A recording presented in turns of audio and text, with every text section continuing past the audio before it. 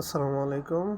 আজকের এই ভিডিওতে আলোচনা করব স্মার্ট পজের রিপোর্টগুলো নিয়ে।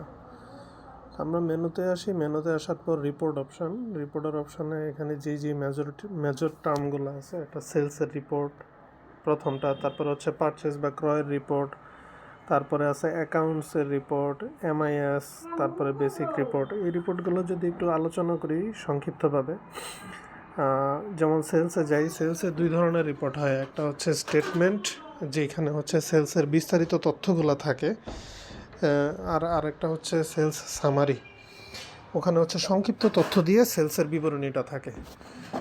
আমরা স্টেটমেন্টটা দেখি, স্টেটমেন্টটা দেখলে সামারিটার বিস্তারিত আলোচনা করা লাগবে না, ওটা আপনারা সহজেই বুঝতে পারবেন। তো এখানে উপরে খেয়াল করে দেখেন যে ফ্রম ডেট টু ডেট, নির্দিষ্ট ডেট দেয়া আছে যে এটা কত তারিখ থেকে কত তারিখ পর্যন্ত রিপোর্টটা আমি দেখতে চাচ্ছি। এটা হলো একটা বিষয়। এবং এই দিকে আরও কিছু ক্রাইটেরিয়া আছে যে কোন কাস্টমারের রিপোর্ট বা কোন কোম্পানির রিপোর্ট, কোন সেলস আইডি মানে ইনভয়েসের আইডি নাম্বার দেখে আমি করতে চাচ্ছি, কোন ক্যাটাগরির উপরে আমি দেখতে চাচ্ছি, বা কোন আইটেম মানে কোন প্রোডাক্টটা নিয়ে, কোন রেফারেন্স, যাদের নামে রেফার করে প্রোডাক্ট বিক্রি হয় তাদের রেফার দিয়ে আমি যদি সার্চ করতে চাই। এইভাবে বিভিন্ন ক্রাইটেরিয়া দিয়ে আমি সার্চ করতে পারি। যেমন নিচে একটা জিনিস আছে খুবই ইম্পর্টেন্ট, সেটা হচ্ছে সেলস এবং সেলস রিটার্ন। আমি শুধু বিক্রয়ের রিপোর্টটা দেখতে চাচ্ছি না বিক্রয় ফেরতের রিপোর্টটা দেখতে চাচ্ছি, যে আমি কি প্রোডাক্ট রিটার্ন দিছি এই কয়দিনের ভিতরে সেটার স্টেটমেন্ট দেখতে চাই, আর কি প্রোডাক্ট আমি বিক্রি করছি সেটার রিপোর্ট দেখতে চাই। এভাবে চাইলে ভাগে ভাগে দেখতে পারেন। ঠিক আছে, তো আমার এখানে আপাতত সেলসের অপশান দেওয়া আছে এবং এখানে ডেট দেওয়া আছে। আমি একটা ডেট দিলাম, মনে করেন 5 তারিখ। দেন 5 তারিখ থেকে 6 তারিখ আমি 2 দিনের রিপোর্ট দেখতে চাচ্ছি। দেন প্রিন্টের অপশানে প্রেস করলাম। আমার এখানে কিন্তু সব অল ছিল, যার কারণে এখানে সেলস এবং সেলস রিটার্ন সকল বিষয়গুলাই আসবে। এখানে ডিটেলস চলে আসে এবং ডান দিকে একটু খেয়াল করে দেখবেন এস এস এস, এই যে টাইপ, এস টাইপ মানে হচ্ছে এটাও সেলস, হ্যাঁ।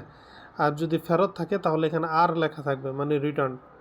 তো এবার আসেন এখানে কি আছে আমার স্টেটমেন্টের ভিতরে কিন্তু সব কিছু, এই যে সেলসের আইডি নাম্বার, কত নাম্বার সেলস হয়েছে, এবং সেখানে কি আইটেমগুলো বিক্রি হয়েছিল, আইটেমগুলোর কোড নাম্বার, এবং আইটেমের বিষয়গুলা, কত স্কোয়ার ফিট হিসাবে গেছে, কত কোয়ান্টিটিতে গেল, ইউনিট প্রাইস কত করে ছিল, হ্যাঁ, টোটাল প্রাইস কত হইল, প্রোডাক্টগুলো নিয়ে ডিসকাউন্ট ছিল কি না, নির্দিষ্ট প্রোডাক্টের উপরে টোটাল পেয়েবল কত টাকা ছিল, এভাবে বিস্তারিত পুরো একটা ক্যাশ মেমোতে যা থাকে সকল তথ্য কিন্তু চলে আসে।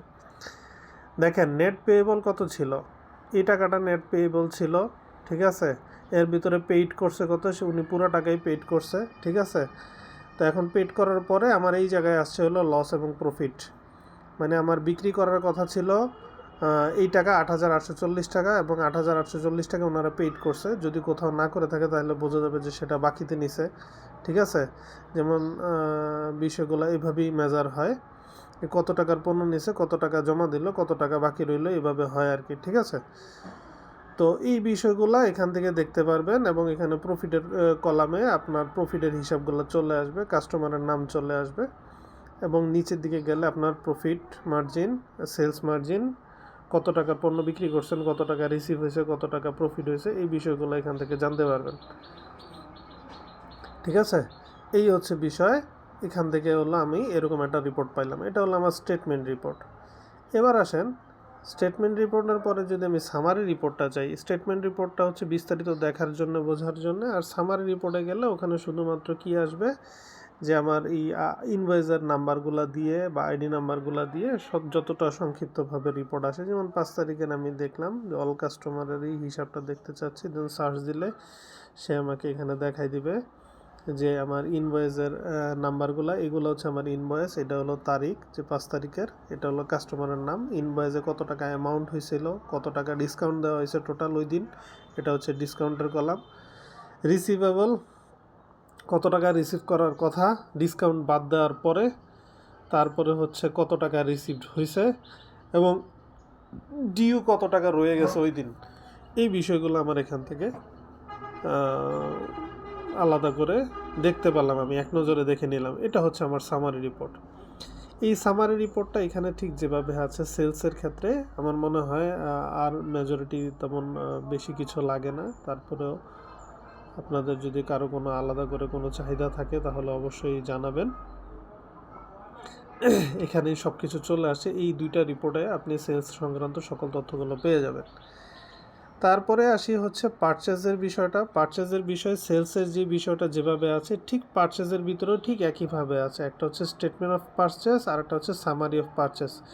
সেলসে যেমন ঠিক পারচেজের বেলায়ও এমন। পারচেজের বিষয়টা হচ্ছে ক্রয়, আমি কোম্পানি থেকে কি ক্রয় করলাম সেটার স্টেটমেন্ট চাই, আর কি করছি সেটার একটা সামারি রিপোর্ট চাই। যার কারণে আমি এটা বিস্তারিত দেখাইলাম না, আপনারা এটা দেখলেই বুঝবেন, সেলসটা যেহেতু বুঝাই দিছি।